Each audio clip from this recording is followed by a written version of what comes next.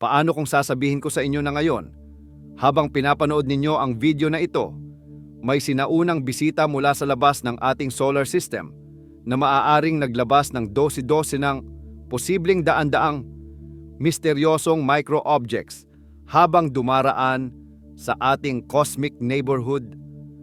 Paano kung ang mga fragments na iyon ay lumilipad na ngayon sa kalawakan sa mga trajectory na halos hindi natin masusubaybayan, na may dalang mga lihim mula sa isang star system na 4.6 na bilyong taong gulang? At paano kung naniniwala ang ilang scientists na ang mga objects na ito ay maaaring hindi ganap na natural? Hindi ito science fiction. Ito ay 3I Atlas, ang ikatlong nakumpirmang interstellar visitor sa ating solar system. At ang kwento tungkol dito ay naging isa sa pinaka-controversial na scientific debate ng 2025. Natuklasan lang 6 na buwan ang nakakaraan noong Hulyo. Ang enigmatic object na ito ay lumabag sa bawat prediction, sumira sa maraming modelo ng comet behavior, at nag-spark ng fundamental na tanong na ayaw mawala.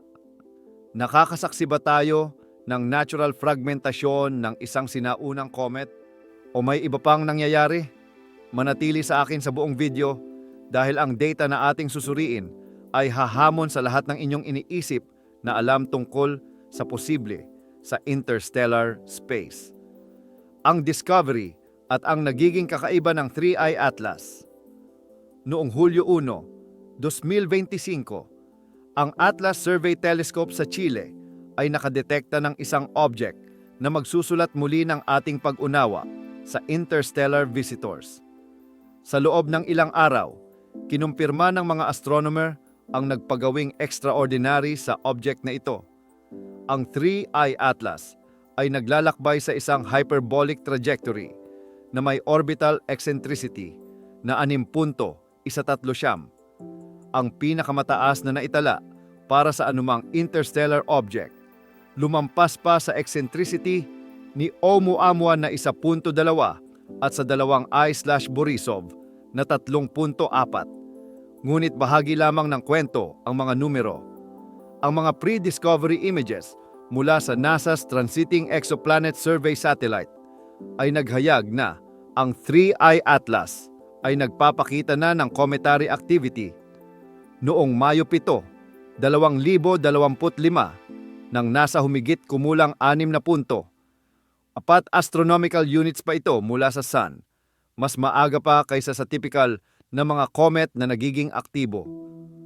Ayon sa research na naipublish sa Astronomy and Astrophysics, ang trajectory analysis ay nagpapahiwatig na ang 3I Atlas ay nagmula sa thick disk ng Milky Way na pinapangirahan ng mga mas matandang lower metallicity stars. May median age na 4.6 na bilyong taon. Ito ang pinakamatandang interstellar object na kailanman na-detekta. Posibleng mas matanda pa sa ating sariling sun. Nang umabot ito sa perihelion noong Oktubre 20, 2025, dumaan lang ng 1.36 na astronomical unit mula sa Sun. Ang 3I Atlas ay umaandar na sa nakakabinging bilis na 68 kilometro bawat segundo. At pagkatapos ay may nangyaring hindi inaasahan. Nagsisimula ang mga anomalies, ang sun-facing tail.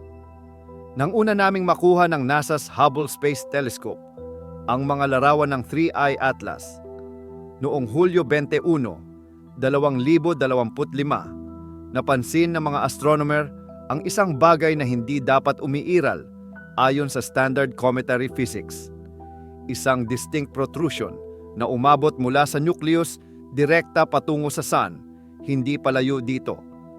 Ang anti-tail o sun-facing jet na ito ay agad na nagtaas ng mga kilay sa buong astronomical community. Ipinaliwanag ng Harvard astronomer na si Avi Loeb na ang feature na ito ay maaaring resulta ng enhanced mass loss sa sun-facing side na nagiging sanhi ng pagkakalas ng mas malalaking fragments. Hindi tulad ng mas maliliit na particles na itinulak palayo ng solar radiation pressure.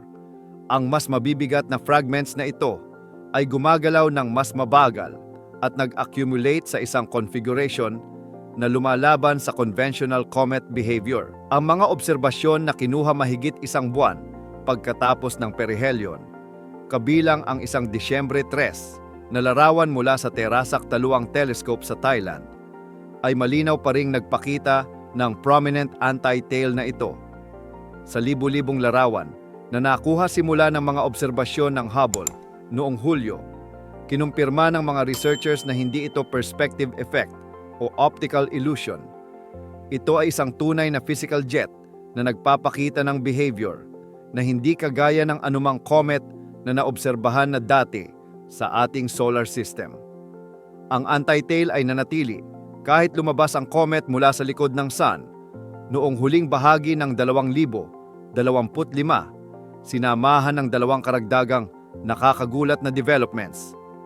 Sa halip na pumanglaw, gaya ng inaasahan, ang 3I Atlas ay lumiwanag at nagpakita ng kakaibang asul na kulay na lumalaban sa standard models ng cometary dust at gas. Pagkatapos, ay dumating ang obserbasyon na nag-transform ng speculation tungo sa seryosong scientific inquiry.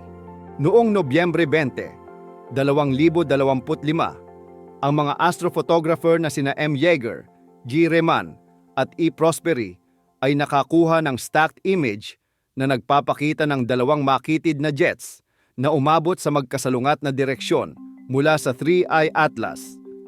Naka-orient perpendicular sa parehong tail at anti-tail, lumilikha ng hindi mapagkakamalang X-shaped pattern. Ang mga jet ay umabot ng humigit kumulang 1,000,000 kilometro mula sa nucleus. Ang nagpagawing lalo pang nakakagulat sa obserbasyon na ito ay ang kalikasan mismo ng mga jet. Dahil ang 3I Atlas ay umiikot bawat 16.16 oras, inaasahan ng mga scientists na makakita ng periodic gaps o wiggles sa mga jet dahil sa thermal speeds ng sublimated volatiles na karaniwang gumagalaw sa humigit kumulang 400 metro bawat segundo. Ngunit ang mga jet ay tila remarkably tuwid at makitid. Walang distortions, walang gaps. Wala nang anumang magpapahiwatig ng inaasahang rotational effects. Ang pagsusuri ni Loeb ay nagmungkahi na kung ang mga feature na ito ay hindi satellite streaks, isang posibilidad na hindi ganap na maitatapon. Maaari silang kumatawan sa mga trail ng mini-objects na naghiwalay mula sa pangunahing nucleus. Ang kanyang mga kalkulasyon ay nagpapahiwatig na kung ang mga objects na ito ay nagsimulang gumalaw sa perihelion noong Oktubre 27. Maaari silang naglakbay ng 1,000,000 kilometro sa loob lamang ng 22 araw na nagbubunga ng average speed na humigit kumulang 500 metro bawat segundo relative sa comet. Mas nakaka-intrigue pa, ang NASA's HiRISE camera sakay ng Mars Reconnaissance Orbiter ay nakakuha ng katulad na X-shaped pattern noong Oktubre 2, 2025 nang ang 3I Atlas ay malapit sa Mars.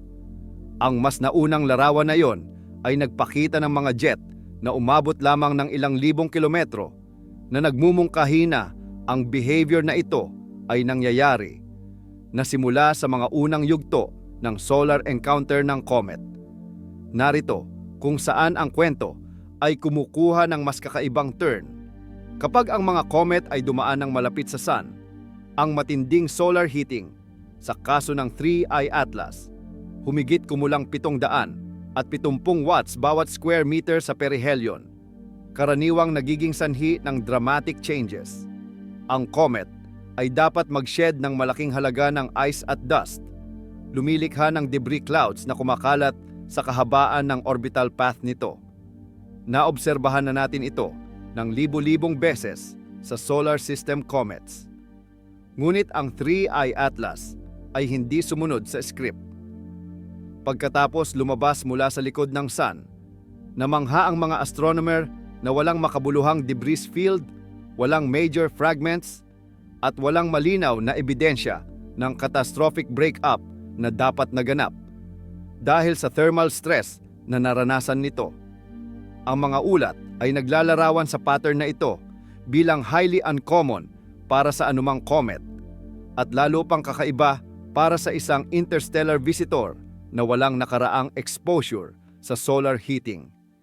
Ipinaliwanag ng NASA na normal kapag ang orbit ng isang comet ay dinadalhan ito ng malapit sa Sun, uminit ito at naglalabas ng dust at gases tungo sa isang higanteng kumikinang na ulo na mas malaki pa sa karamihan ng mga planeta, na ang dust ay bumubuo ng mahabang mga tail.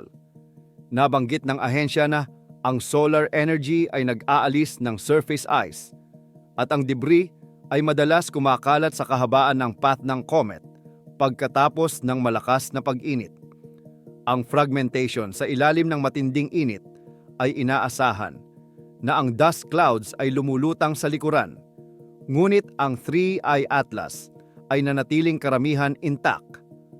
Ang isang interstellar object na walang makabuluhang fragmentation pagkatapos ng perihelion ay nananatiling extraordinarily unusual na nag-udyok sa ilang researchers na magtanong, maaari bang ang internal structural properties o kahit active mechanisms ay pumipigil sa inaasahang breakup?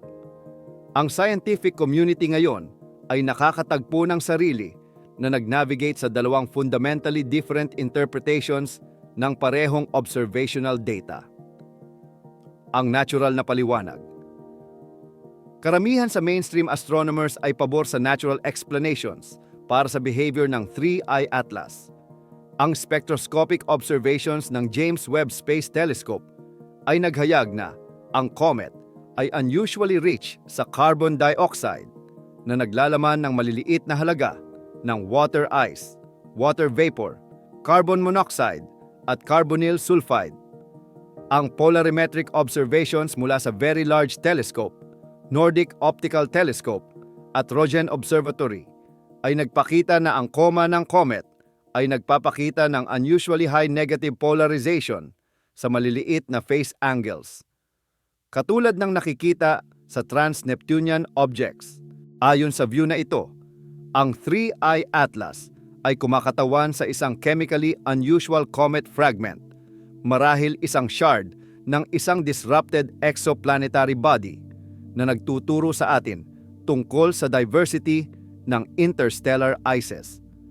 Ang mga naobserbahang color shifts ay maaaring i-attribute sa volatile sublimation at evolving dust chemistry. Ang near absolute zero emissions ay maaaring ipaliwanag ng localized cryovolcanism o pressure-driven release ng trapped volatiles. Ang non-gravitational trajectory changes ay maaaring resulta ng natural recoil forces mula sa asymmetric outgassing jets. Ang alternative hypothesis. Gayunpaman, ang mga peculiarities ay hindi napansin ng mga researchers na handang isaalang-alang ang unconventional possibilities. Ang stability ng temperatura malapit sa absolute zero sa kabila ng solar proximity, periodic emission signals sa radio bands na inilalarawan ng ilan bilang reminiscent ng structured output sa halip na random cometary noise, at ang mysterious X-shaped jets ay lahat nag-ambag sa renewed discussion ng technological origins. Sa isang paper na hindi pa peer-reviewed, iminungkahi ni Loeb na kung ang mini-objects ay totoo, maaari silang kumatawan sa natural ice fragments na bumabagsak dahil sa thermal stress o potentially maliliit na probes na inilabas mula sa kanyang tinawag na technological mothership. Nabanggit niya na kung ang mga fragments na ito ay nagsimula ng kanilang journey sa perihelion, ang ejection speed na humigit kumulang 200 metro bawat segundo ay magiging compatible sa isang modest propulsion system, ngunit unlikely na sanhi ng tidal forces lamang ng Sun.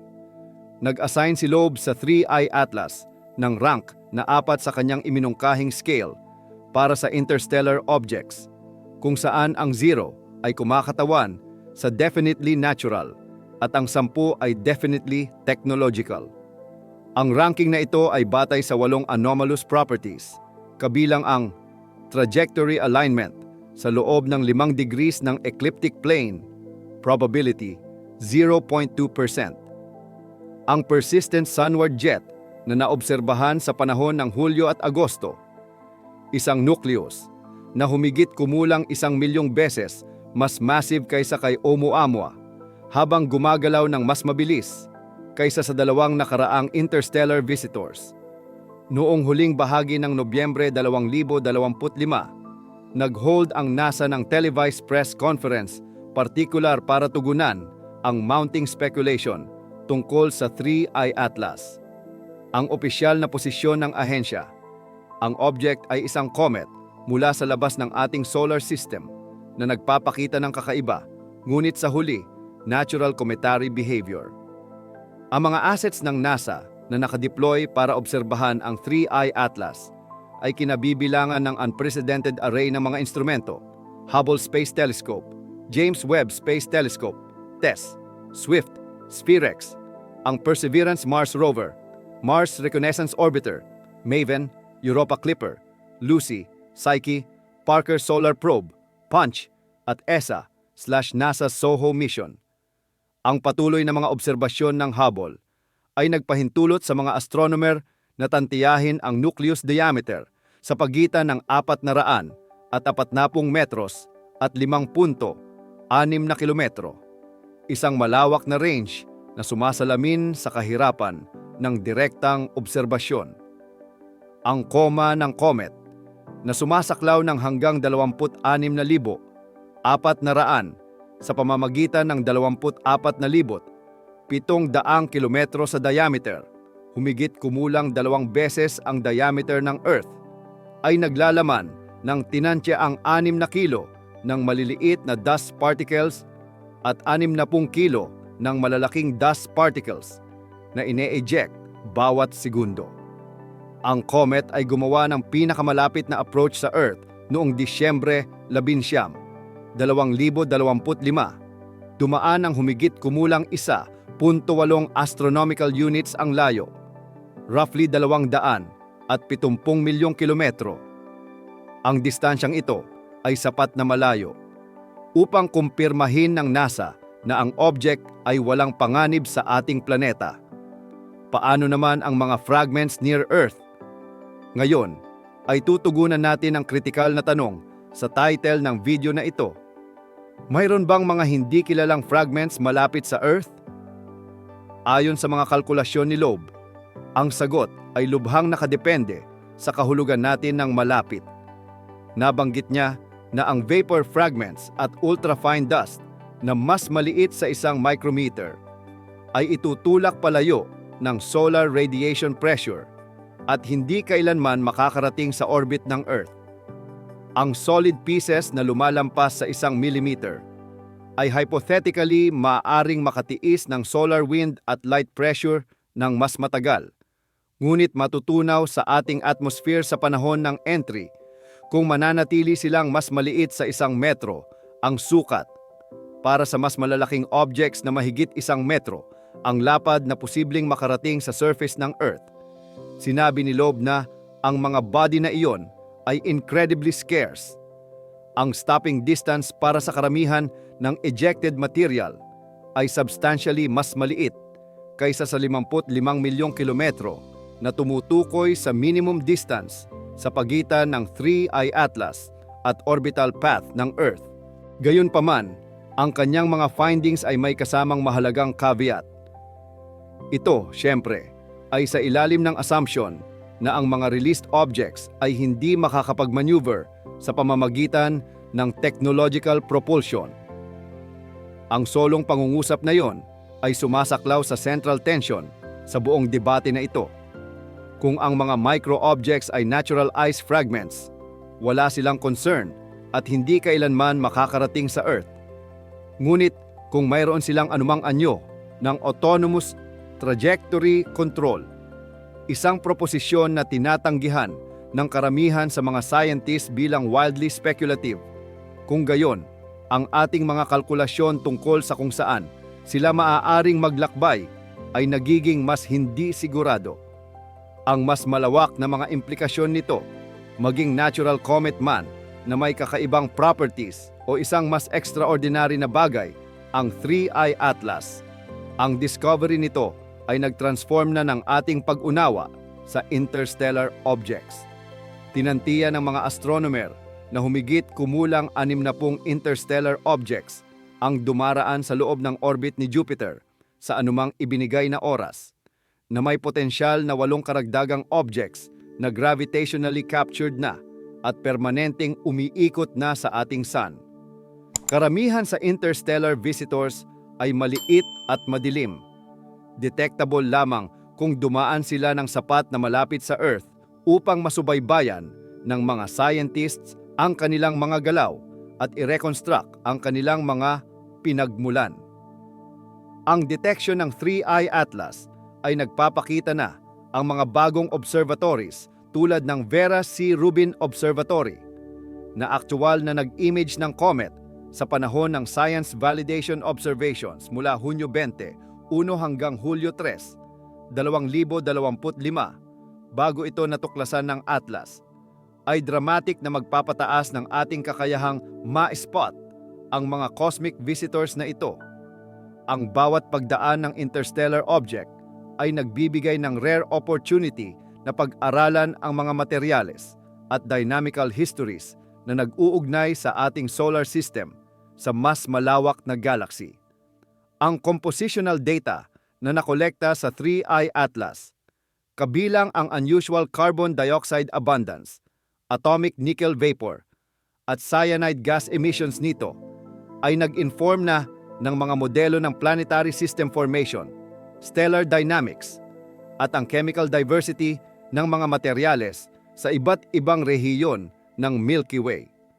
Gaya ng ipinakikita ng mga sulat na ipinadala sa mga researchers na involved sa mga obserbasyon ng 3I Atlas, ang discovery na ito ay nag-spark ng mga malalim na tugon na umaabot ng malayo higit sa mga academic circles. Inilalarawan ng mga tao kung paano ang mystery ay nag-inspire ng curiosity, courage at wonder. Nagpapaalala sa atin kung bakit tayo tumitingin sa mga bituin sa unang lugar. Ang fundamental na tanong ay nananatili. Totoo ba ang mas maliliit na objects? At kung gayon, natural fragments ba sila o iba pang bagay? Ang mga upcoming observations ay magiging decisive. Ang mga professional observatories ay patuloy na sumusubaybay sa 3I Atlas habang ito ay patungo kay Jupiter at sa kalaunan ay lalabas sa ating solar system magpakailanman. Kung ang X-shaped jets at mini-objects ay makukumpirma sa pamamagitan ng karagdagang independent observations, at kung ang kanilang mga trajectory ay maaaring sukatin ng eksakto sa paglipas ng panahon, makakakuha tayo ng unprecedented insights. Ang katotohanan ay nakakasaksi tayo ng isang tunay na walang kapantay, hindi tulad ni Oumuamua na lumitaw na inert at asteroid-like, at hindi tulad ng 2I Borisov na kumilos tulad ng conventional comet. Ang 3I Atlas ay sumasakop ng isang middle ground na may recognizable cometary features na pinagsama sa deeply unusual dynamics at evolution. Gaya ng nabanggit ng isang researcher, sa pamamagitan ng pagkilala sa mga anomalies, maaari tayong matuto ng bagong bagay. Sa pamamagitan ng pagbaliwala sa kanila, nananatili tayong ignorante. Kaya, nag-deploy ba ang 3I Atlas ng micro-objects? Mayroon bang hindi kilalang fragments malapit sa Earth? Ang tapat na sagot ay hindi pa natin alam. Ang data ay nagmumungkahi na may nangyaring kakaiba, X-shaped jets, posibleng mini-objects na naglalakbay sa kinakalkula na bilis na hindi tumutugma sa natural sublimation velocities, isang persistent sun-facing tail, at kakulangan ng inaasahang debris pagkatapos ng matinding solar encounter. Karamihan sa mga scientists ay kumiling sa natural explanations na kinasasangkutan ng kakaibang ice chemistry, asymmetric outgassing, at rotational dynamics na hindi pa natin ganap na model. Ang mas maliit na bilang ng mga researchers ay nagtaltalo na. Ang ebidensya ay nangangailangan ng pagsasaalang-alang sa alternative possibilities, gaano man unlikely. Ang alam natin ay ito. Ang 3I Atlas ay 4.6 na bilyong taong gulang, naglakbay potensyal na libu-libong light years sa kabuuan ng galaxy. Dumaan sa ating solar system na nagpapakita ng behavior na hindi kagaya ng anumang comet na naobserbahan natin dati. At ngayon ay pabalik na sa interstellar void kung saan ito lumulutang para sa isa pang bilyong taon bago makatagpo ng isa pang bituin. Ang tunay na kwento ay hindi lang kung ano ang maaaring maging 3I Atlas. Ito ay kung ano ang itinuturo sa atin ng existence nito tungkol sa universe higit sa ating maliit na sulok ng kalawakan. Kung bawat interstellar visitor ay nagpapakita ng radically different properties, gaya ng nakita natin sa unang tatlo, kung gayon ang galaxy ay mas kakaiba at mas diverse kaysa sa ating iniisip. Ito ang dahilan kung bakit tayo nag-aaral ng mga objects na ito. Ito ang dahilan kung bakit tayo nag-mobilize ng mga telescope sa buong Earth at sa buong ating solar system upang makuha ang bawat posibleng data point. Dahil maging natural wonder man ang 3I Atlas o isang mas extraordinary na bagay, ito ay kumakatawan sa kaalaman mula sa ibang star system. Isang mensahe sa isang bote na itinapon sa cosmic ocean, naghihintay sa atin na i-decode ito. Ano sa tingin ninyo? Ipaalam sa akin sa comments sa ibaba. At kung gusto ninyong manatiling updated habang patuloy na umuunlad ang kwentong ito, siguraduhing mag-subscribe at pindutin ang notification bell. Dahil ang isang bagay ay sigurado, ang ating pag-unawa sa 3I Atlas ay malayo sa kumpleto, at ang susunod na obserbasyon ay maaaring baguhin ang lahat.